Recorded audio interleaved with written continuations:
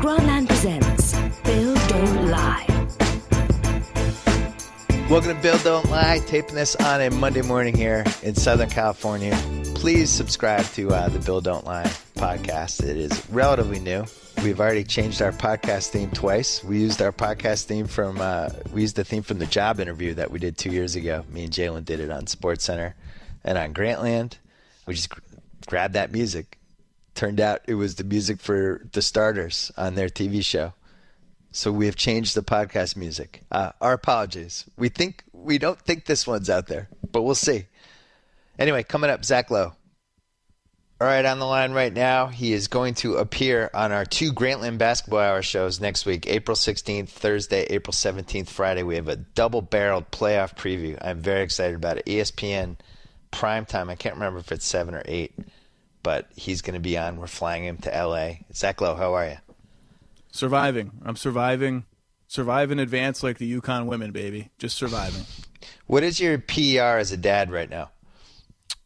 I'm one of those players that, like, if you took a stat away out of the all-in-one stat for calculation purposes, I'd be really good. Like, if you took away my swaddling, I think I'd have an all-star level PER. But with the swaddling, my swaddle hands are just not good. If you took the swaddling plus the fact that I generally am too invested in my job to be a sane person, I think I'm like an above replacement level dad, but I think it's going to take the offseason for me to reach all-star level dad skills. So the swaddling is your equivalent of Boogie Cousins' turnovers. I mean, at least his turnovers look good. I think it's somewhere between that and Bismack Biyombo trying to catch a ball. I think it's somewhere between those two things. You give me the Velcro swaddle, I'm good. You give me the piece of cloth that's like you got to wrap this thing around in some way that the ancients figured out and passed down through oral histories. I can't do it. We're going to deliberately avoid talking about the Basketball Hall of Fame because it's too frustrating for both of us. Mutombo made it today. I'm on the fence with that. I just think the bar has been lowered too low. But JoJo White finally made it, which made me happy. But Sidney Moncrief's not in yet, which I don't understand. But Spencer Haywood made it, even though I don't really remember anything he did as a pro that really mattered from a winning standpoint. You're out on the Hall of Fame, right? I mean, I like it. I think it's cool. I just don't like. If you ask me, does Mutombo deserve to get in? I mean, I don't know. John Calipari got in. I still feel like John Calipari's 35 years old, coaching UMass, so he's like somehow in the Hall of Fame. I just don't. So I can't get fired up anymore about the so and so deserve. There are no criteria. It's totally non-existent. There are 9,000 different committees that can elect people on their own. Like I just don't. We've all beaten the drum for there needs to be an NBA Hall of Fame or an NBA ABA only Hall of Fame, and it's tired beating that drum. Yeah, and the baseball has the opposite problem. They don't let enough people in. All right, we're not talking about that. We're going to talk about numbers. I'm excited for this. I actually did a lot of homework. I'm going to throw a lot of numbers at you. You sent me some. You don't know some of the stuff that's coming, and we're just going to talk about all the numbers from the 2014-15 season. One of the ones that stood out for me. Anthony Davis with a 30.9 PR right now, 11th all-time. He is in the rarefied stratosphere with MJ, LeBron, and Wilt, basically. I know you love Anthony Davis, but he's 22. He's in this LeBron, Wilt, MJ class. Your thoughts? What else can I say about the guy? I've been saying all year he needs to be more seriously in the MVP conversation. I think it's insane that if the Pelicans miss the playoffs, he might not even make the NBA ballot. He's probably been, on balance, start to finish, the best player in the NBA this year and will be so for the majority of the next decade. I mean, he's ridiculous. And, 30 is the holy grail for a single-season PER. It's those guys. T-Mac got on once. Shaq, I think, may have got on once or twice. It just doesn't happen. And this guy is just unreal, and he's still just scratching the surface of what he can do, particularly defensively. As he gets better and as the coaching gets better and the roster gets better, I mean, I don't know what the ceiling on him is. I really don't. He's just unbelievably good. What else can you say? You brought up an interesting point in the piece you wrote last week, or maybe it was 2 weeks ago, about possible trades for Utah, I think it was, trying to get a point guard. And you threw out the Drew Holiday name. And it got my brain kind of working on what New Orleans is going to do this summer. I don't think they're going to bring back their coach. I think it's a Tom Thibodeau destination, possibly, or somebody of that caliber. I think you could make a case that they could try to trade Drew Holiday and get one more something and kind of build the team around Tyreek and Anthony Davis and Ryan Anderson, and you got Eric Gordon, who's an expiring. That could go either way. If they make the playoffs, don't they get to keep their pick? I believe it's top 13 protected. So if they make the playoffs, they're going to give their pick anyway. But let me double check that as well. Oh, wow. Top 13 protected. I believe so. It's top 13 and then like 20 to 30. So I think even if they make the playoffs, they'll be. I'd have to count up the teams. So who gets that pick? Houston? Houston. Yeah, it's top 30. Wow. I'm sorry. It's top 3. It's not even top 30. It's top 3 and 20 to 30. So they're losing it. Yeah, they're not going to keep their pick. I mean, that's a done deal. Which is that one of the was a reasons high why price for Ashik. Which is one of the reasons that I pitched that trade is because that will be 3 straight first round picks they've traded, and it would be nice to get one of those back. And look, Holiday's a nice player, and there's this idea that he and Evans can't coexist because they both do the same thing. They need the ball. They're point guards essentially, but the Pelicans have actually done quite well with both of them on the floor. But that doesn't necessarily torpedo the argument that they replicate each other, because even though they've done well, you're paying both of them a lot of money. And there just might be a better way to distribute your resources than paying both of them like a combined $20 million, $22 million to do the same type of thing. Yeah. I think it's an interesting trade proposal, but he just has these recurring leg issues that are never going away or haven't gone away for 2 years. And I just think that is enough to turn off Utah from giving up a first-round pick for him. But New Orleans, it's going to be an interesting offseason. Ashik's a free agent. Anderson's 1 year away from expiring. Gordon's 1 year away from expiring. If they don't make the playoffs, I mean, I think it's kind of silly, right? If they miss the playoffs by one game, they might fire lots of people, but if they make the playoffs by one game, they might not. I mean, that seems kind of silly, but that may be on the table. There's a lot of free agent centers this summer. Ashik picked the wrong year to become a free agent. You got DeAndre, you have Hibbert and Marc Gasol, and you have Monroe, if you call him a center, and you have Ashik and probably Brooke Lopez, probably Al Jefferson. Both Lopez's. Jefferson. We're forgetting at least one person. But I remember counting it up, and I got to 9, which I think is a good sign for the Celtics, who are definitely going to be looking for one. But, yeah, there's going to be a bargain. It's going to be like when you're in a fantasy draft and everybody, there's just too many guys at one position, and then somebody gets somebody for cheap. The one thing with Davis that's going to be interesting, I agree with you. I don't think he's going to be a top 4 MVP guy. But I think he's unquestionably a first-team All-NBA guy, right? It's got to be him and LeBron as the forwards. 100% lock. And are you going to cheat, and you're not going to cheat and do the thing where you make Curry, Westbrook, or Harden a guard? A forward for your first team? Because you do that from time to time. Come on. First of all, let's not. From time to time, I made Paul George a guard last year. That's not agree. Hey, look, if I cheated, you cheated the system. My ballot, I emailed my ballot, and it did not come back to me with a "you cheated" highlight that I needed to change my vote. So I'm fine. No, those guys are all very clearly guards. Only 2 of them are going to make first team, and that's tough. One of them will have to swallow their pride and accept second team All NBA. I hope they get over it. They're all great players. You just have to pick 2. That's life. Can you believe one of those guys isn't going to be first team All NBA? Well, 2 of them really. I mean, there's 4, right? Westbrook, Curry, Harden. And who am I forgetting? And CP3. I mean, there's 4 of them, and 2 of them are going to have to be on the second team. You know what? That's life. This is the best basketball league in the world. Not everyone can be on the first team. Who's our first team center? I mean, are you cheat with that one too, or no? I'm going to hang up in a second if I keep being my integrity is being impugned here. I think it has to be. Well, it doesn't have to be anyone, but this is my project for the week, but I think it will come down probably to Marc Gasol and Boogie. Boogie. Yeah. No DeAndre. I think he's a solid third-team candidate. And that's, by the way, I don't think a lot of people would have predicted that at the beginning of the season, that DeAndre Jordan might be a third-team All-NBA player. That's great for him and for the Clippers. I just don't think he's in the class of those other 2. All right, more numbers. DeAndre since February 9th, 26 games, 13.7 points a game. 17.7 rebounds a game. For the season, he's at 14.8. I think he has a real chance to get to 15. Here's everyone since the ABA-NBA merger who got to 15 rebounds a game. Rodman, 5 times. Moses, 3 times. Kevin Love, which I forgot. Ben Wallace, Kevin Willis, Sven Nader, and Truck Robinson. That doesn't happen very often. Sven Nader and Truck Robinson is just a killer tag team of names to end that list with. Truck Robinson got his own Nike poster. I think wasn't but this it DeAndre thing, I mean, somebody's giving him the max. I'm not sold on him coming back to the Clippers, and there's going to be like a 10-team bidding war for DeAndre Jordan, I feel like. He's a max player. If you can get him on the max in this summer, it's going to be a good contract. You just better.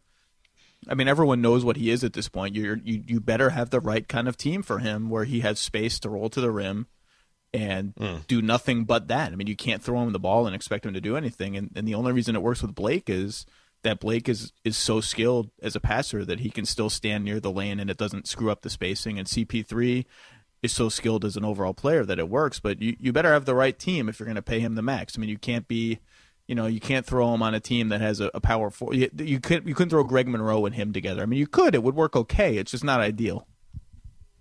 Would the Celtics be the right team? I think they'll look at him for sure. I mean, I think they've regretted in the past not drafting him. And if they're going to sign a big man, they're going to sign one that protects the rim, which none of their guys really do. I think the Celtics are also a dark horse for both Lopez brothers. And I love when brothers play together. And I got to say, even though Brook would probably break his foot about 26 games into the signing, I'd still be excited if we got both Lopez brothers. Oh, you're thinking both. I thought you meant they would, they'll chase the two of them independently. No, I'm saying as a tandem. I'm saying you go to the Lopez brothers, you go to Arntellum, and you just say, "Look, we want to be in business with the whole Lopez family. Let's come up with a joint offer. They want to play together. They grew up together." I mean, I would say the odds are at least decent that they would try to rig it so that they could be on the same team, right? It's hard. Explore that. They can't play it, but the thing is, they can't play together on the court. They need to. They can't. One would have to back up the other, which is I guess. I mean, I just don't. I wouldn't want both of them on the team. I could see the Celtics going for Rolo, who's become, I think. He's not a better player than Brook, especially after Brook has gone bananas in the last month. But he doesn't get hurt, and he's a better defensive player. He's probably cheaper. Hold on, I have those Brook numbers somewhere. Hold on. There we go. Last 10 games, 25.6 points, 9.7 rebounds, 60.5% field goal, and he's been basically a 22-9 guy for 2 months, and he's on player option for 16.4 next year. I don't see how he doesn't opt out. If he can just get through the last week of the season without opting out, don't you think he's in the free agent class? The buzz is certainly that he's going to opt out. Again, provided, as you said, he doesn't hurt himself now or in the playoffs if the Nets make it and, they have a leg up. And by the way, they just got 2 colossal breaks. They're 2 of their hardest games. Portland is not sending 3 players, and Atlanta's not going to have Millsap. If he's healthy, I think he's going to opt out. That's certainly the buzz. I think the Nets expect that, which puts them in an interesting position. Because he's a risk. I mean, look, there are some people in the league who think he's one foot injury away from being out of the league. And if that's a sentence you can say about a player, I'm not sure I'm super excited about, hey, here's $75 million over 4 years or whatever. It'll be a very interesting market for him. I've watched way too much of the Nets since about mid-March because I've been watching all the teams the Celtics are. Don't ask me why I'm scoreboard watching, and don't ask me why I want the Celtics to make the playoffs. I can't rationalize it. But the Nets are surprisingly competent in the last 5 minutes of games and look like a team that, come playoff time, I think we all thought that the 6, 7, 8 seeds in the East would just be a disaster in the playoffs, and those would be the least interesting series ever. I think Cleveland would beat Brooklyn in a series, but I also think Brooklyn's like semi-competent. I don't think that's a walkover series now. What do you think? I think it's a walkover series for Cleveland. Brooklyn's a nice team. And you're right. They have look. If Lopez plays like this, they look competent because they have an offensive option that they can give it to, and mostly, by the way, not on these little post ups where he backs it down, but on little floaters and pick and roll kind of shots and cuts. That's nice. And Deron Williams, 2 out of every 10 games will remind you that he used to be Deron Williams. But I just don't see them having enough defense or consistency to. I mean, Cleveland over the last 3 months has been ridiculous. I just don't see that as a competitive series. Well, 3 months ago, we really didn't see anything as a competitive series with anybody. At least with Brooklyn, all right, we have to show up at least to play this team. I'm surprised by how frisky they are. And actually, you and I have talked about Thad Young in the past. I have no idea what he does. I can't really describe it, but he has a knack for kind of being around the basket and doing stuff in big moments. I don't know. I like the feel of those guys. I wish Darren kind of had a brief resurgence in April, which has only been about 5 days long. But Darren does have moments where you think oh, okay, all right. Don't let yourself do it. Don't go down don't go down that road. Just don't. Come on. Just don't. It's like a drug. Just say no. Just say no right off the bat. By the way, this is the exact conversation Vivek's going to have with whoever the 7 people are in his front office. The 7's like, Darren, I don't know. I saw him. Had a couple moments. Westbrook, 28.9 PR. 5th highest ever by a guard behind Jordan, Wade, T-Mac, and CP3. Since the All-Star game, 23 games, 30.8 points, 10.6 assists, 9.0 rebounds, 24 field goal attempts, and 11.7 free throw attempts. I do not remember a prolonged stretch like this by a perimeter guy since Kobe that year when he lost his mind and he averaged 35 a game. Do you feel like there are certain parallels between 2006 Kobe and Westbrook these last 2 months? That's interesting. Obviously very different players, right? I mean, Kobe's a jump shooter, post-up, creative, funky guy, and Westbrook is like, give me the rebound and I'm going down the court in 4 seconds until something gets in my way. I guess. I mean, both of those guys were on limited teams, right? They suddenly found themselves as the centerpiece of a team that was not as good as the teams they had used to been playing on. And they're both maniacs, insane people, and I mean that affectionately.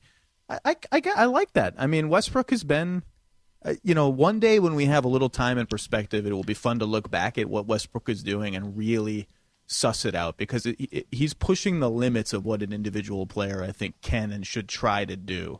Yeah. And that's especially showing up on defense where he's just a raving lunatic, jumping everywhere, not stopping the ball, gambling all over the place. And the Thunder are just a disaster defensively. I mean, over the weekend they gave up, or last week, 135 against Dallas, 115 against Houston, 130 to the Spurs, 120 or 117 against the Lakers. I mean, these are real point totals that they're giving up, and they've lost 5 of 6. And I'll tell you, this Spurs game on Tuesday is huge for them, huge. And the Spurs are going to have a lot to say about who makes the playoffs in the West. I think the Pelicans finish with them, and the Spurs, if they're locked in, will rest guys, but the Spurs also have a shot at the 2 seed. I mean, it's figuring out who's going to be where in the West playoffs. It's like you got to be a Mensa genius to figure it out. Kobe in 2006, his per 36 was 23.9 field goal attempts and 9 free throw attempts, which is basically what Westbrook's doing. Kobe has played 41 minutes a game that year. Kobe's insane. We're going to look back at Kobe's career in 20 years and be more confused than we were when it was happening, I think. Speaking of the Spurs, Kawhi Leonard, since February 28th, 19.4 points, 7.1 rebounds, 2.8 steals, 54% field goal, 39% from 3. So he rose that up. And yesterday looked like the closest thing to Scottie Pippen since Scottie Pippen on the defensive end. Did you see that game? What was your reaction? I think the same as everyone else's, trying to temper this gnawing thought in your head that, here come the Spurs. Maybe the Spurs should be the favorites. And all that stuff is true. And the Spurs are great. I mean, no one will be surprised if the Spurs win the title. And I'll tell you right now, Kawhi Leonard right now is one of the 10 best players in the NBA. Period. Full stop. This Kawhi Leonard, there are not 10 guys better than him in the NBA. We can go through the players if you want. There just aren't. And, part of that is that Durant's hurt, so that would be one. But he's been just inhuman since he got healthy, and the Spurs are a totally different team when he plays like this.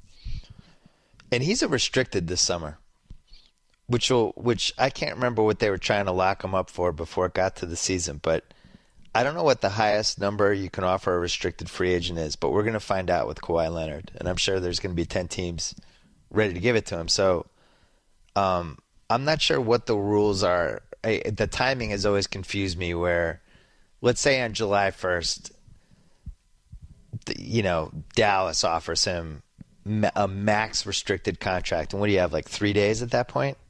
3 days, and you can, if you want to be mean, the incumbent team can stretch it out a little bit with physicals and some other chicanery. It can go to like 5 days. No one really does that, but it could. Because nobody has a feel for what the Spurs are going to do. I think heading into the season, it had a Duncan and Ginobili. It's their last ride. Maybe they go after Marc Gasol or Aldridge. They try to re-sign Kawhi, but they didn't want to tie up Kawhi early because they have more cap space now if they don't do anything. I would guess as a strategic move, a competitor would want to come in immediately and handicap them within the first few days of free agency with the Kawhi restricted. Because once that goes in, then it makes it harder for them to go get other people. But I think that's going to be really interesting. And we have market max guys who are going to make the max just because of the market. He's a legit max guy. And if I were him, I don't know. I'd want as many years as possible. I wouldn't want it to even come down to a restricted thing. So I'm interested to see how that plays out. But I'm with you. It just feels like the Spurs look like the Spurs again, and the Warriors have to be feeling like, what the hell? Like, I'm sure they would rather see OKC in round one than New Orleans. Who would you rather see if you were them in round one? Honestly, I don't think it matters, and it probably doesn't matter to them. I mean, I don't think either of those teams has a chance at all. So, if you were them, would you rather play San Antonio in round 2 or round 3? I mean, if you think San Antonio is the biggest threat to you, you always root for round 3. I mean, you weigh these variables, right? Like variable number 1 is that San Antonio really gets rolling and you get them and they're hot, and maybe one of your own guys gets hurt. Variable number 2 is that Splitter's calf acts up again as it has over the weekend, and something happens. There's no right answer to this question. But I err on the side of like give them another chance to lose and play them later. So have them stay in the 3, 6, 2, 7 side of the bracket somehow. See, if I was the Warriors, I would rather prolong the Spurs series as long as possible. But if I was the Spurs, I'd rather play them earlier than later, because the thing with Golden State that I think it's easy to forget sometimes is they haven't had a ton of playoff reps. Russillo was talking about this last week. Like, they were in the playoffs the last 2 years. They played 2 series in 2013. They got smoked in the second one. Last year they took the Clips to 7. But now they're coming in as the favorites. Rookie coach, different level of pressure. And, I keep going back to the 2008 Celtics. They had the best regular season really since the 97 Bulls. I think they won like 66 games. They were over plus 10 point differential, like just locked and loaded. Then the playoffs started, and it's a different level of pressure, and Atlanta took them to 7 and Cleveland took them to 7. And then they kind of got rolling in the Detroit series, and then they were off. I would rather catch this Golden State team early, because even though they've been an awesome regular season team, there's still that level of doubt. It's really tough to win 4 straight playoff rounds. And also the Spurs, just, Steve Kerr, like I just feel like they would have a feel for what the Warriors are and what they're going to do. So if I'm the Spurs, I want them around 2. But I know this is all conjecture. The Spurs have answers for sure. I mean, they were very well prepared for Golden State's defense. They have the right kind of screening and cutting to counter that specific defense, and they have the wing defenders to throw at Steph and Clay. The playoff thing doesn't bother me. I don't know. I mean, those guys have been in big games, and you talked about them getting smoked 2 years ago. I mean, they could have won that San Antonio series in the second round. They were very close to being up 2-0. And they kind of faded away because Curry and Bogut were both limping around at the end of that series. That series and that season proved a lot to me as a neutral observer. Like, that really opened my eyes about how much of a problem they are. And I don't, they had a game 7 on the road that they almost won last year. Like, if just for some reason, and they have an experienced coaching staff, the whole thing, I'm just not, the experience thing doesn't worry me. I think it's being overplayed a little bit. And if they lose to the Spurs, I don't think it's going to be because of experience. I think it's going to be because the Spurs are awesome and have a good matchup for them and can do different things, like go small and all the stuff I talked about before that some other teams can't do. And all this said, there are some other really good teams in the West that are going to have a lot to say about this. Like, I'm not penciling that in as a conference finals yet, or whatever the seedings shake out to be. I mean, let's not dismiss Houston and the Clippers and even some other teams out there. One thing with Curry, right now he's made 3.5 made threes a game and 8.1 attempted threes, which is basically he made history. He's a borderline 50, 40, 90 guy. I don't think he's going to get there with the field goal. His win shares per 48 is historically high. It's .283, which is super high. But he's 9 away from breaking the record for made threes, which he holds at 272. He's got 263 now. He's 3 of the top 5 seasons. For me, it's like there's so many great things about this season he's having. I do think he's the MVP, although Harden swayed me a little bit yesterday toward not thinking it's over. But to be able to shoot as many threes as he does at the percentage that he shoots them is just I just can't believe it. I just can't believe somebody can take 8 threes a game and make 44% of them. It's ridiculous, especially somebody who has the ball as much as he does, Well, and that's the thing. It's not just the number of attempts. It's that they're off the dribble, and that's what the league had really never seen before. I mean, Steve Nash had a little bit of that, and actually a lot of it, but he was more pass first and more of a traditional point guard. And not that Curry isn't, because he's a great passer, but we've just never seen somebody who can take threes off the dribble at this kind of volume with these kind of contests and make them. And that's what, I've said it for years. He's a glitch. I mean, he just doesn't exist, and he makes you change everything you do on defense. And that's really the primary reason that the playoff experience thing doesn't worry me, because when you walk into a series with the one guy that you have to say, okay, here's how we normally play defense, forget all of that, here's how we're playing this series. I mean, that's a trump card that is really, really big in terms of your confidence going in and who's got to make the most adjustments going into a series. That's a huge advantage to go into a series. And you just made a good chunk of his MVP case.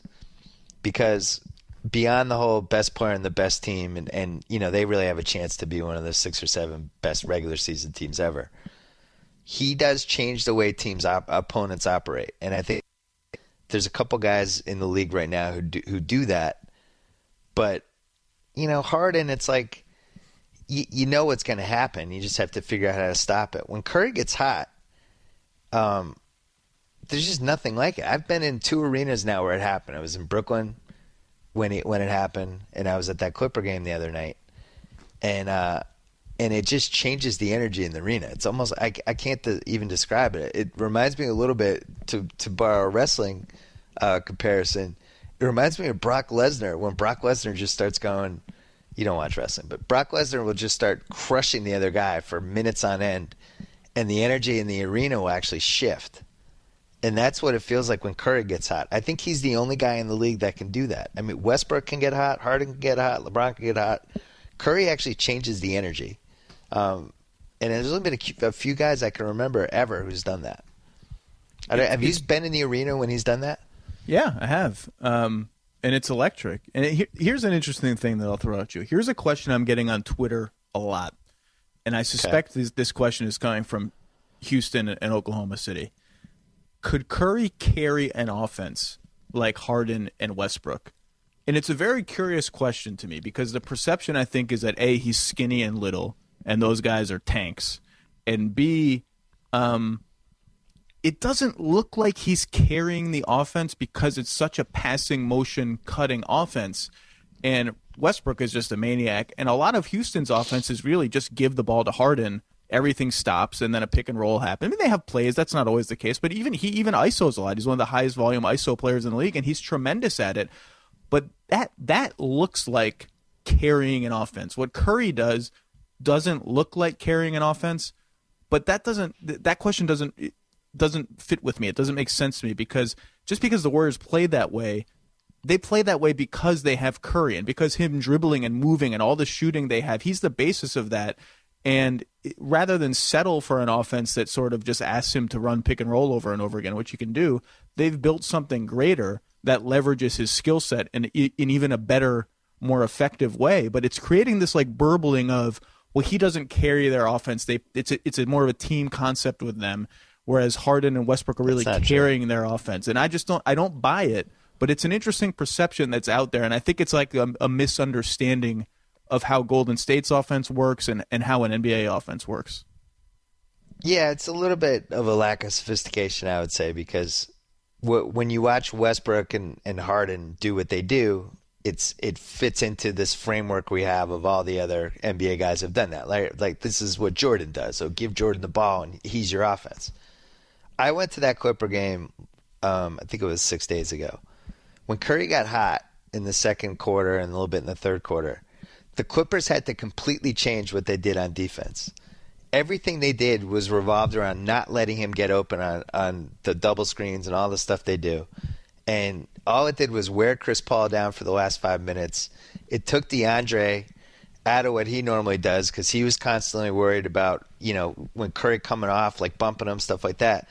And it just opened the floor up for everybody else. And that's the stuff like you just got to watch the other stuff that's happening when Curry's hot like that, because there's so much going on off the ball, and that's how he affects the game, I think, Yeah, and by the way, that's not to say that Westbrook and especially Harden couldn't play in that kind of system. They could. They just don't have the coaches or the teammates or whatever that can build that kind of system. And Curry does, and he shouldn't be punished for that because he could play in the reverse kind of system. But it's an interesting perception.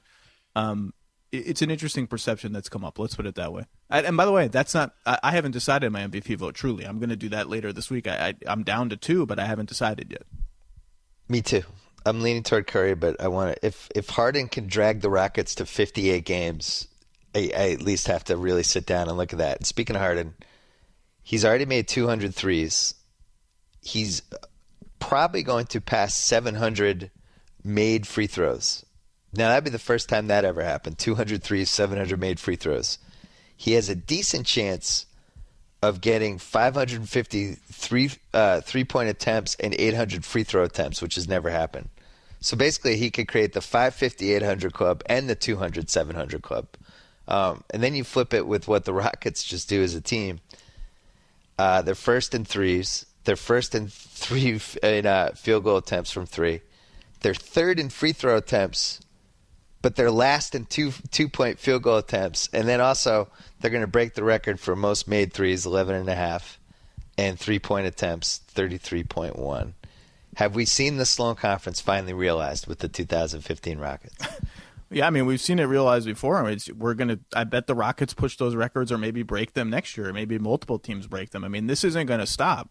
This isn't going to stop. But the interesting thing about the Rockets, they're like, what are they, 10th, 11th in offense? Something like that. I'm looking at it now. And they have a nice offense, and when Harden and Howard are together, they have a really good offense. They've won this season more with defense than offense. I mean, they're good at both. But their defense, to me, has been maybe the story of the season. Their ability to build and maintain a top 5, top 10 defense. They're out of the top 5 now, barely. Without Dwight for a lot of the season. How many games has Dwight played this year? I'd have to look it up. I mean, he's missed more than he's played. And that, to me, is one of the stories of the season. But, Harden is ridiculous. I mean, he was absolutely insane yesterday down the stretch against his old team. Why are they booing him there? Is it just, do you have to boo anyone who used to play for your team and didn't win a championship? Is that a rule? If you used to play for my team and didn't win a championship and left under like somewhat not great circumstances, I have to boo you like all these years later. And I never understood, why didn't they let Waiters have his number? I don't get it. What is the let's not talk about it. Let's not even go down the road. Let's forget I brought it up. Dwight this season, Dwight has played 37 games. They shouldn't be booing him though. I think that's ludicrous. He wanted $60 million. They offered $54. They came to a stalemate, and then they abruptly traded him. I don't know what James Harden did wrong. He knew he was a max player in the moment. Like why take a $10 million discount? There's no reason for it. I fully support James Harden. The thing you mentioned about the Rockets defense, you got to throw in Harden in there, who is Damian Lillard level last year, and now all of a sudden is at least decent. But the whole thought process of basically threes and free throws, which I think Daryl, just looked at the sabermetrics of all of it and just said, you're better off just doing that. The team they have is not that offensively gifted other than Harden. And, missing Dwight that much basically murdered their low post game. The threes and free throws has carried them into the top half of offensive whatever, and it's like this. You're right. We might be 2 years away from them going 38 threes a game. I don't know where this ends. Well, the Dwight post thing is interesting because the guy who hasn't played in a couple of weeks and we're forgetting about him is Modiunas, and him potentially playing with their bench in second units and potentially playing crunch time is interesting to me because the downside of what happened yesterday is I think that everyone, the word about a month ago, the storyline was, well, Harden's not going to get calls in the playoffs. They don't have free throw. They're not going to be able to rely on all those free throws. I think the secret scary thing for Houston is not that. It's that they have one guy who can create his own offense, and it's Harden. And what do you do when a defense says, we are just taking him away? Like, if you think we cover the pick and roll aggressively in the first 46 minutes, watch us in the last two, we're going to make him pass, and he's a great passer. But do you have enough juice around him to still create good looks? Because they're not a great shooting team, despite all the threes they take. They don't have a second great off-the-dribble guy. Maybe Terrence Jones, if he's on the floor, can give you a little bit of that from the four.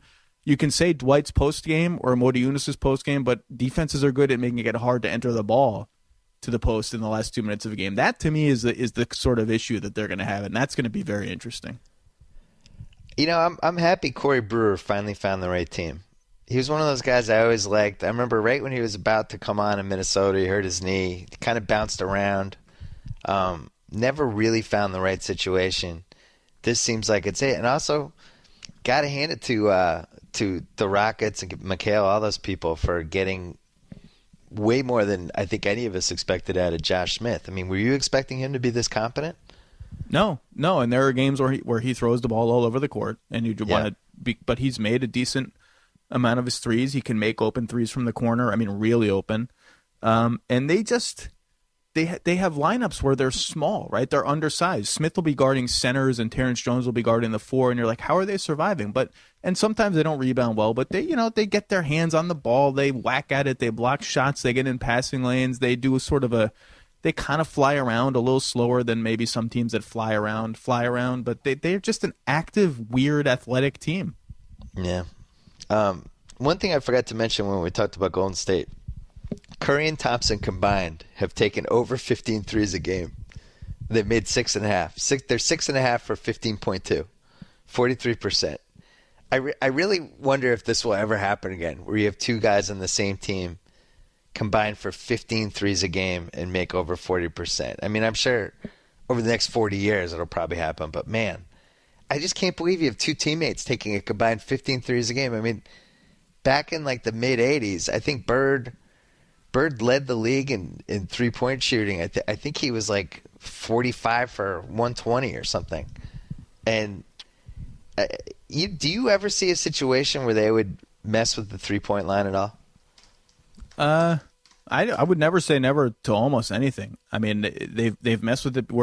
In the not so recent past, they moved it in, right? I mean, 20 years ago they moved it in, and then moved it back out 18, 17 years ago, whatever. Maybe they would. I don't know. I mean, maybe they would move it back further, a foot further. It would make it harder for the international guys to come over because the international guys still struggle. It's a learning curve for them to master that additional 1.5 or whatever it is. But nothing would. I mean, I don't see a 4-point shot on the radar. But none of these things would shock me in 20 years, 15 years, big picture. Bird made 82 threes and 93s in back-to-back seasons. 86, 87, both led the league. Now we have guys combining for 15 threes a game. It's just insane. 3 points are worth more than 2, it turns out. It's weird that they played the entire 80s without realizing that. Like the 3-point line was looked at as some sort of oddity. It's like, what is that thing? Oh, that's the thing we shoot if we're down 3 with less than 20 seconds. Goldsberry had, I think it was Goldsberry, had something in his column about what if NBA teams were allowed to determine what the 3-point looked like, every home team? Or just so erase you could have it. like Memphis could just get rid of it completely. I thought that was fascinating. Hey, look, if you want to restore home court advantage, that's one way to do it. I think that I'll say that I think that's an off the map idea. I don't think I don't think that's happening in our lifetime. I don't think Adam Silver would have to really go on like a coke binge to have something like that come up in the league, and that's not happening. So that it was interesting thought exercise. Tony Allen would love it. It's not happening. I love all out of the box ideas. That was even too out of the box for me. To let teams decide what the 3-point line would be and where it would be, like they do in baseball, basically. The Celtics, pace and space, leading the league in field goal attempts, 88.0. So there you go. Unfortunately, they can't make threes. They're the fourth worst 3-point shooting team in the league. But pace and space feels like that's where we're headed. Home court, we talked about. 13 teams right now are going to have a home court record of 500 or worse. There's 12 under 500, and Utah's 500. In 2010, that number was 8, and in 2005, that number was 6. I'm going to say that this is not a weird, wacky coincidence, that there's something bigger going on here. Since we talked about that, ESPN.com did a big piece about home court, and I mean, everybody's throwing out all kinds of variables. Do you have one variable you like, or you think it's a school of variables? I think it's a school, but the two I like are increased 3-point shooting and better officiating. Those are the two I think combined that could have a big effect. If everyone takes a lot of threes, it adds a little bit of randomness, and it takes away free throws and home court stuff. And if the officiating is better, all those trends of the home team gets more calls, particularly when they're behind and all of that. Stern wanting the fans to be happy, blah blah blah. That goes out the window. So those are my favorite. But I heard you on the Grantland Basketball Hour with Russillo talking about again how many road fans are there for Clipper games, the StubHub here, all that. And I think that there's something to that. I mean, you go to a Nets game. No one's intimidated coming into Barclays Center to play the Nets. No one is like quaking in their boots, and there are a lot of arenas like that. And I think that look, it doesn't. I don't think it hurts the Warriors that their crowd is bananas crazy. I think it has to help a little bit at least. I'm holding on to 3 points with Celtics Hawks round 1 if the Celtics get there. Number 1, Brad Stevens. Number 2, those Atlanta games are going to have between 5,000 and 6,000 Boston fans per game at those games. And then number 3, Paul Millsap's hurt. Shoulder sprain. That's bad. We really look as fans. Take off the Celtics hat for a second. As fans of the NBA, we really need to have him be healthy. I can't have this whole feel good Hawks thing come down to perhaps your best all around player. Although I think it's Horford, but maybe for the full season it's Millsap. Is hurt in the playoff, and I think they'd still win that series. But we need him to be healthy. I agree that we need him to be healthy, but it looks like he's not going to be healthy in round 1. The Celtics needed some sort of injury break to even the scale, I think. And Atlanta had been really healthy the whole season. This is the worst possible time. It was his right shoulder, obviously his shooting shoulder, and the way he plays and stuff. The playoffs are starting a week and a half from now. Is Mike Scott? He'll be 100% for the playoffs, right? He came back over the weekend, so yeah, he'll be fine. Did he look 100% though? Didn't see the game that he played. I didn't see that game either. But Millsap is only right now missing 2 games, so I'm optimistic that he'll be okay. I'm just going to take the Hawk. This is always a good idea. Take the team's word for it on injuries. It's always a good stance to take. But I'm going to take the team's word for it and say he only misses 2 games. Well, I have a fascinating Hawk stat for you. You're going to like this. I got this from Steve Martinez at ESPN.com. He said 70 teams have won 60 games. The Hawks would have the worst point differential of any of those 70 teams that won 60 games, with the exception of the 2003 San Antonio Spurs, who won the title, and they had a 5.4 point differential. And had a certain coach on their bench. And had a certain coach on their bench. But I thought that was interesting. Steve Kerr is your all-time NBA coach winning percentage guy right now is 81.2%.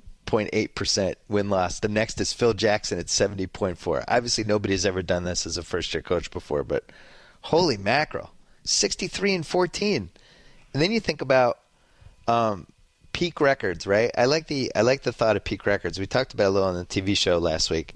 So the Warriors lost yesterday, and assuming they'll probably go 500 the rest of the way, I'm sure they're going to rest guys. Their peak record was 63-13. 86 Celtics were 64-13 peak. Bulls were 71-9. Bucks were 64-11 in 71. I'm sorry, the 96 Bulls were 71-9. 87 Lakers 65-15. 97 Bulls 68-10. And all those teams had a plus 10 point differential. For you, is this Warriors team one of the best regular season teams of all time? Yeah. I mean, why wouldn't they be? It's not, it's a tanking year, but it's not an expansion year. And look, everyone, they lost yesterday on the second end of a back-to-back, playing lineups that they will never play in the playoffs. And that was, you want to dismiss that. But on the flip side, part of what has made them so impressive is they will go on the road on the second end of a back-to-back and win by 25 against a good team. I mean, it's been unbelievable how good they are. And they just they've had games where they went to Memphis and it was just like the Grizzlies weren't even in their league, and that was in Memphis. They went to Portland on the second end of a back-to-back, and it was like Portland's not even in their league. The Wizards came into Golden State, and it was like they were playing a AAA team. They've made other teams look foolish. Yeah. So, yeah, I mean, look, you don't get anything for being one of the best regular season teams of all time except mentions like this, but I don't see any reason that they wouldn't belong in that group.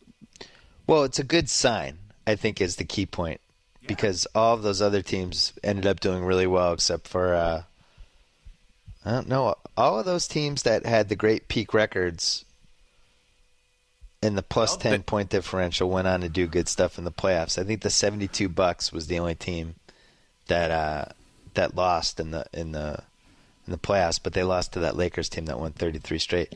The other interesting thing with the Warriors, they're 36-2 at home right now. You go 39-2 at home for this season, that's pretty good. That's you're on a short list at that point.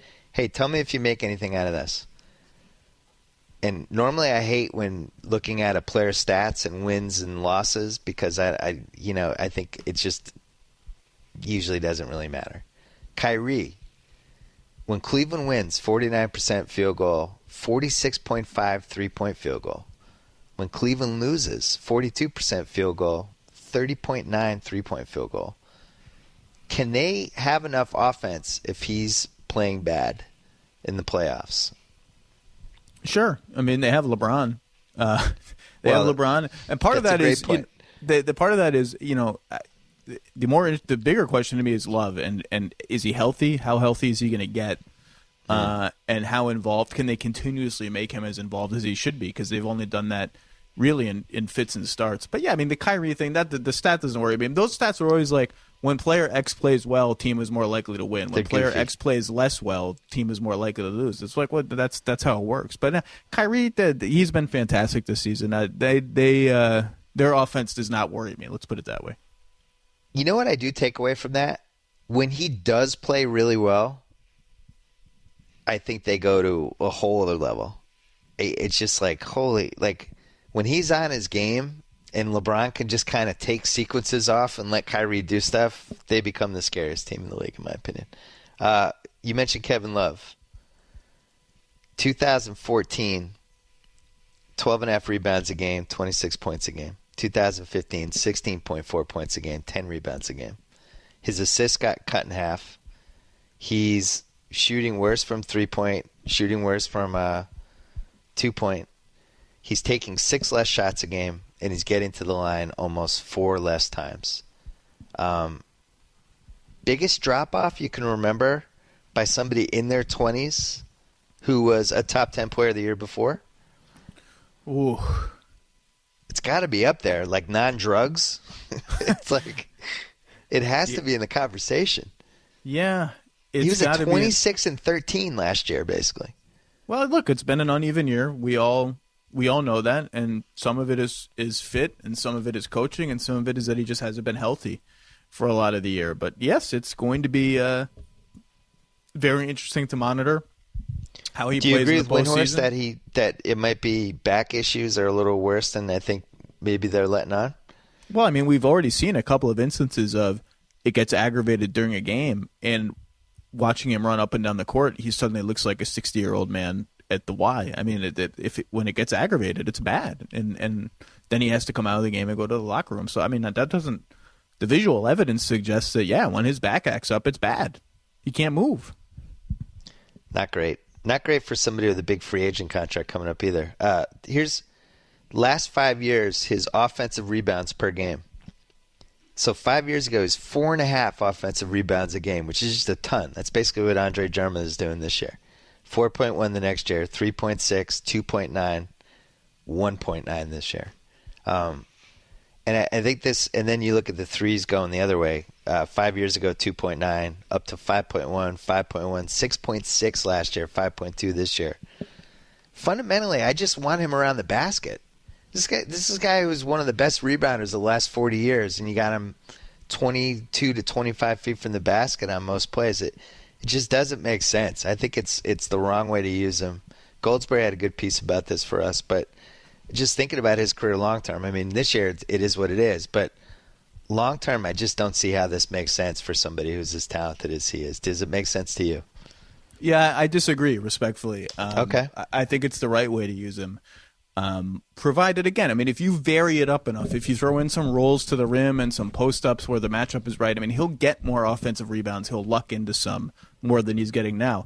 But I think when people look at that like it's threes or offensive rebounds and like, well, you can't have one without, or if you have one, you can't have the other, and that's the trade-off. But it's not just threes. It's the additional value of the spacing he provides from a big man spot, so that one of the other big man defenders on the other team is not in the paint, near the rim. That's measurable now and quantifiable. And I think that plus his shooting, the actual shots that he makes and passes that he can make from the perimeter, that outweighs the offensive rebound. So I don't agree with that. I think the way he's being used, the way he was used in Minnesota, where he was still primarily a perimeter player last year, that's fine. The way he's being used in Cleveland is less about where he is on the court and more about the way he's utilized on the court. But yeah, the decline in offensive rebounds is not bothersome to me. I think the spacing is more important. Couldn't you have both? Couldn't you team him up with somebody who could protect the rim on one end, but on the other end is able to kind of float near the foul line, so Love can kind of either go down low or he can space the floor either way? Sure. I mean, he's done that before, right? I mean, yes, you could. He's played with lots of different kinds of big men in Minnesota and now in Cleveland. He's played with a roller like Mozgov. He's played with a post-up guy like Pekovic. He's played with Tristan Thompson, who's kind of a roller himself. I think, and that's what I was meaning before. If you just mix it up a little bit, he'll luck into some offensive rebounds. If you just have him literally standing around and doing nothing, he's obviously not going to get into the paint very often. But yeah, I think it's possible to have both. But my general point is his migration to being a stretch four does not bother me. Yeah, it bothers me a little more. I like his. I just love him around the basket, and I wish there was a way to blend both of those worlds. A couple other things. We talked about free throw shooting. This has become a year of historically bad free throw shooting. Joey Dorsey, 28% would be the worst of all time for anyone with more than 75 free throws. Rondo is 36%, which would be the worst for any guard that took 70. And then, I'm sorry, Dorsey would have been the worst for any non-center. And then DeAndre and Drummond are both under 40%, which would be the only time that's ever happened for anyone who's taken over 325 free throws in a season. Why is this the year of the brick? Well, and there are two others that we didn't mention. Clint Capella, who I think shot like 60%. Kevin Pelton's been writing about this. Shot like 60% in the D League, is 0 for 15 in the NBA. But I think I'd have to check if he's made one yet. Yeah, no, it's quite amazing. I mean, he was like a competent free throw shooter, and then I don't know what happened. I want to double check that he hasn't made one in garbage time of some portion of a game. I didn't. No, he's 0 for 15. Wow. And the other one is Jan Mahinmi, who no one cares about or pays any attention to. I had him down. Yeah. Career 60% foul shooter, shooting 31%. Inexplicably. Like, I don't know there's a lot of bad foul shooting. Yeah, the Dallas-Houston potential first-round series there's gonna be some good hacking going on if that series materializes. Yeah, Jan is 31 for 99 for some reason. And then speaking of just tailspins, Lance last year. Oh, my God. Lance last year was 49, 35, 71 were his splits. This year it's 38, 16, and 63. 16. 16. Was like a decent three-point shooter last year. By the way, he's literally 16 for 100 from three. He's made 16 threes. Unbelievable. All year. That's crazy. It's just more positive. Duncan, year 18 for Duncan. 13.7 points, 9.1 rebounds, 50% field goal. Now, only 5 guys in the history of basketball in their 18th year have played 2,000 minutes and averaged 13 points a game. Karl Malone, Moses Malone, Kareem Abdul-Jabbar, and Kevin Garnett. Oh, and then, Reggie Miller and John Stockton. So 7.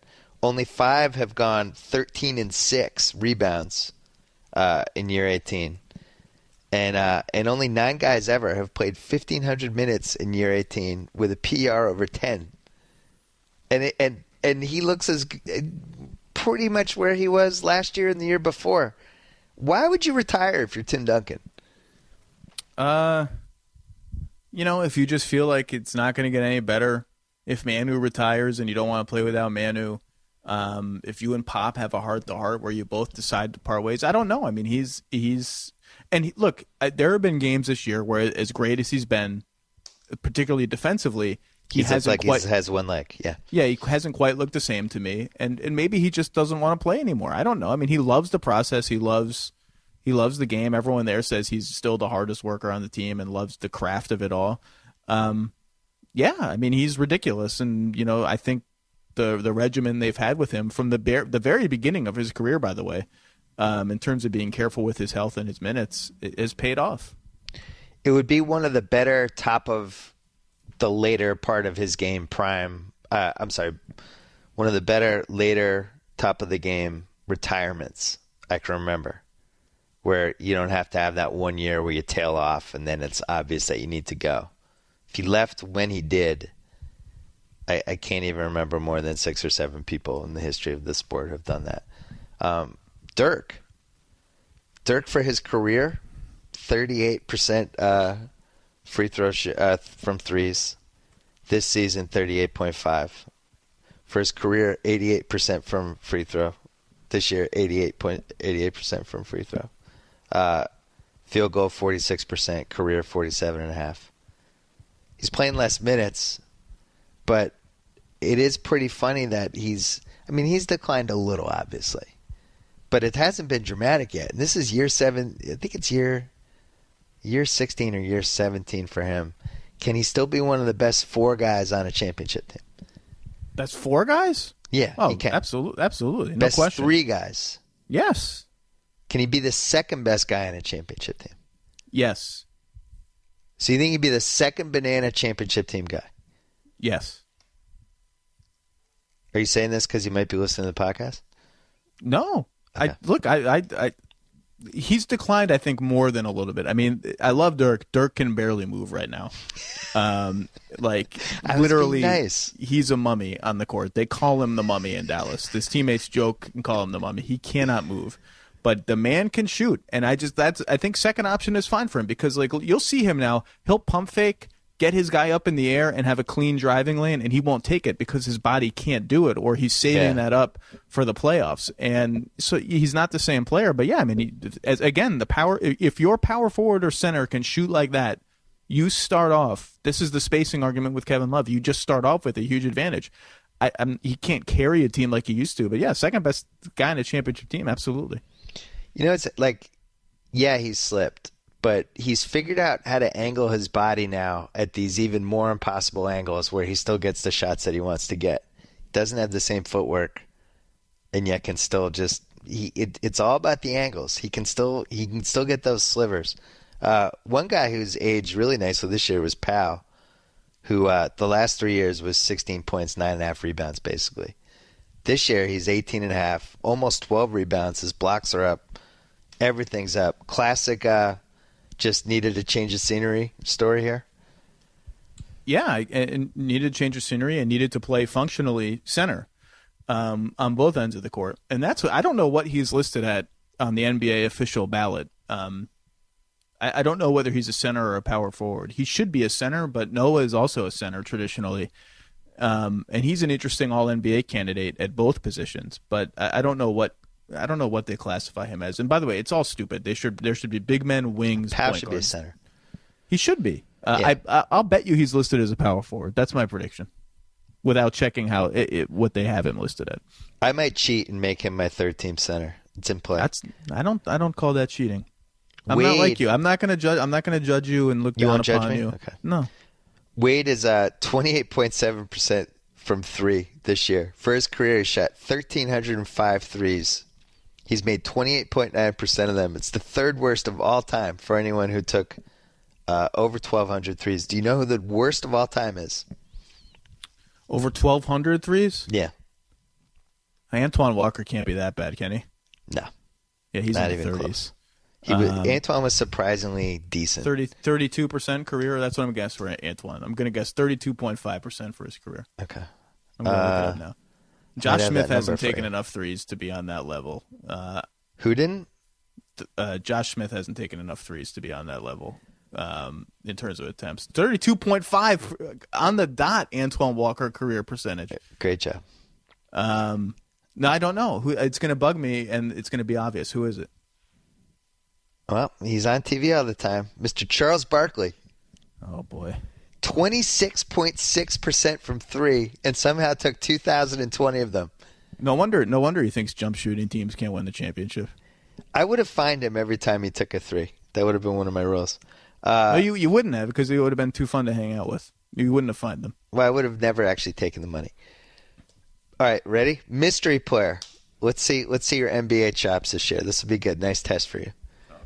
Here's the mystery player stats. 20.9 points, 5.9 rebounds, 3.7 assists, 45, 36, 86 splits, 35.4 minutes a game, 19.5 PER. Who is our mystery player?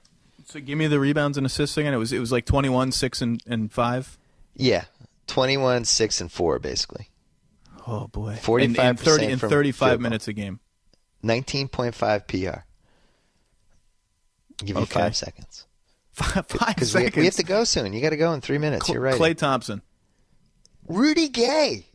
Oh. Rudy Gay. He's perked up under George Karl. Kings haven't won a lot of games. That's a legitimately good season. You got to hand it to that. That might be the one defensible move the Kings have made in the last couple of years. I was shocked by that. You mentioned Andre Drummond is rebounding 18.2% of the Detroit misses, which is one of the all-time greatest things ever. Yeah.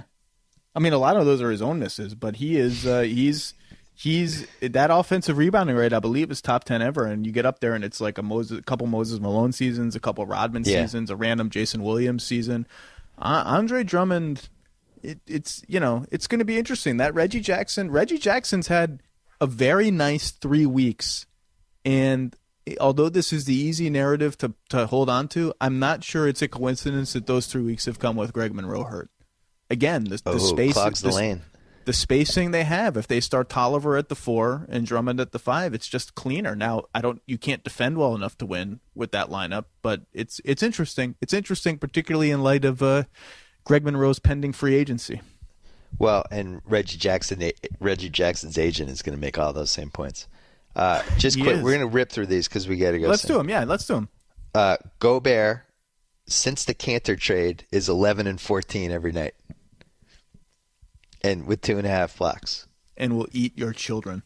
They are 18-9 in their last 27.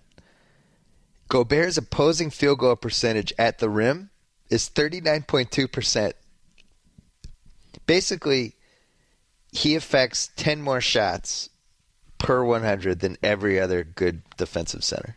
Kanter in Oklahoma City, 18.4 points, 11.6 rebounds, 56% field goal, and some of the worst defense in the history of basketball. But those are really good numbers, and I really find it hard to believe that Oklahoma City is going to pay him this year or this summer. You don't think they're going to pay him? He's a $10 million a year guy. More than that. Yeah, minimum he's 10. I mean, they'll probably get him for what, 4 years, 40, but somebody's going to jack that up. I bet he gets more than that. I mean, but then again, he's kind of a center. And you mentioned early on that there are 10 really good centers, and we didn't even mention Kosta Koufos or Brandon Wright and other kind of backup / starter, in between types that are really good. Like, here's why you pay Kanter if you're Oklahoma City. When you got him, you banked on Ibaka. Ibaka has to be there to erase all the damage Kanter does on defense and stretch the floor for him on offense. And so what we're seeing now of Kanter, which is frankly empty numbers or somewhat empty numbers, is mitigated with the right personnel around him. And that's the bet. And I think, they traded a significant asset for him, and it's hard to do that and not bring the guy back. And McGarry isn't ready yet. McGarry, actually, I take that. McGarry's okay. He's not ready to play NBA defense yet, but he's a funky offensive player. If they do bring back Kanter, I think I've mentioned this to you before. If they do bring back Kanter, if I'm a GM, I'm starting to make calls this summer on Steven Adams because there just aren't enough minutes for all those big guys. But I think they do bring back Kanter. I think Kanter gets between 55 and 60 from somebody. Did you know that Tyreek Evans has the most drives in the league this year? He was up there last year too. He's 869. But Harden is doing the best. Harden is 48.2% field goal on drives and 14.5 his team scores. But LeBron and Kyrie together, 19.3 drives a game, produced 23.6 points. Go to NBA.com if you want to see all these crazy stats because, you know about them, but they're great. All right, last two things. Draymond Green's PR is 16.2. We might have to reevaluate PR as a useful metric. If he's the 102nd best player overall in your stat, it's still a grain of salt for me. See, and I had the flip side reaction when you just told that to me. It seemed high? Well, because he's such a defense-first player that those players tend to be undervalued. Like, I'm sure Shane Battier never had an average PER. But I think that actually shows you how many assists and rebounds and threes he's hitting. He's dotting the stat sheet, steals all over it, enough for a low usage defense first guy to have an above average PR. That's actually kind of impressive to me.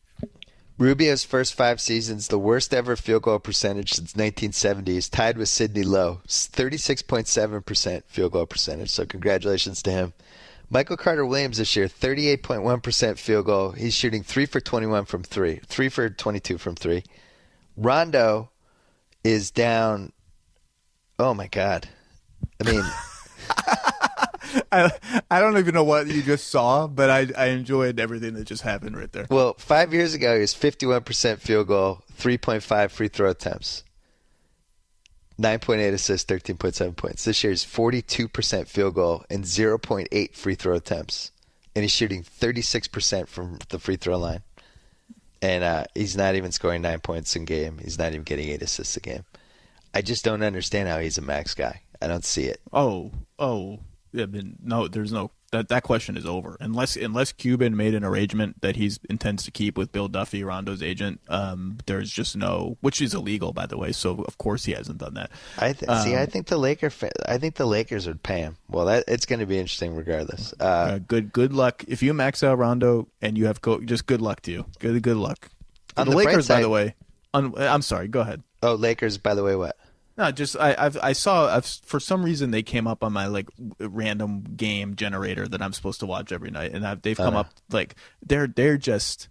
I'm gonna have a bit on this in my column tomorrow. They are, if they're not trying to lose, they are incompetent. It's just there's no middle ground. The plays they're calling, the sets it's like Jordan Clarkson, really nice story. I think he's legitimately pretty good. Me too. The rest of it is just unwatchable. The Knicks as well. It's weird, but the Sixers who are running a Ponzi scheme, as Rafe calls it, but at least there's optimism when you watch, and there's a couple pieces, and you can get excited about Nerlens Noel. We didn't even talk about Drew Holiday for Alfred Payton and Nerlens Noel, by the way. Ooh, yikes! Yeah, that's basically what New Orleans gave up. Yeah, it's not basically. That's what it is. Yeah, well, Philly didn't keep Alfred Payton. They should have. No. I don't know if they should have. I like Dario Saric, and I think that of course you like Dario Saric. Well, And I think the MCW trade and the subsequent acquisition of Isaiah Canaan, point guards who can't shoot are not interesting to them, I don't think. That said, they have Ish Smith playing 35 minutes a game right now, but that's neither here nor there. Your one of your favorites, Kyle Korver, needs to jack up his 3-point percentage. He's at 49.8 right now. 49.8. Like one more threes at 50. You got to do the Ted Williams, right? Or you got to do the not Ted. Ted Williams didn't do that, right? He was offered to sit when he was hitting 401, and he played. Yeah, Kyle Korver needs to do the opposite. You get to 50 and be like, that's it for me. I'll see you in the playoffs. Well, he's made 208 threes already. Nobody has ever shot 50% from three but also made 200 threes. That's never happened and probably never should happen. Yeah, I think you'd have to be a cyborg to do that. He actually has a chance to do it. The only people who came close, Glenn Rice in 97, 207 threes, 47.7%. I think that's an arc is in year, isn't it? Wasn't that the last year the arc was in? I can't remember how many years that was. It started in 95, and that might have been the last year. Yeah, I think that's an asterisk year. All right, asterisk. And then Curry in 2013 made 272 threes, made 45%.